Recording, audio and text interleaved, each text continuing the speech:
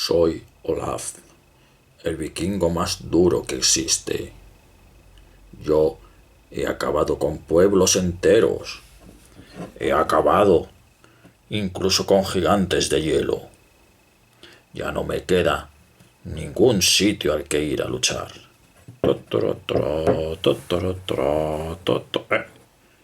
¿Qué es esto?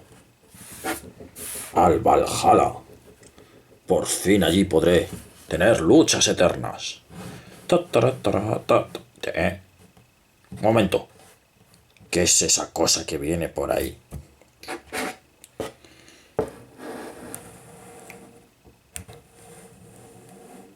Exterminar, exterminar, exterminar.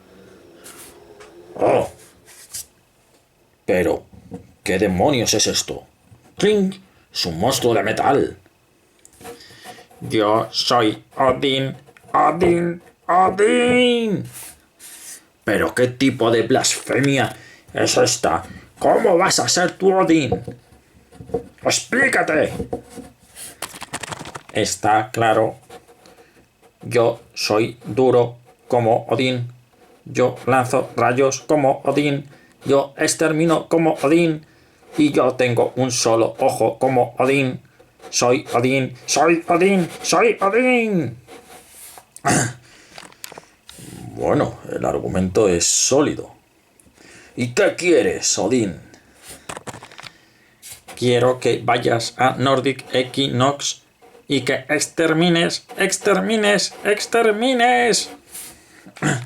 Terminar. Te voy a exterminar a ti, cacho jalata. ¡Ah! ¡Pong, pong, pong! No funciona. Has desafiado a Odín. ¡Exterminar! ¡Exterminar! ¡Pium!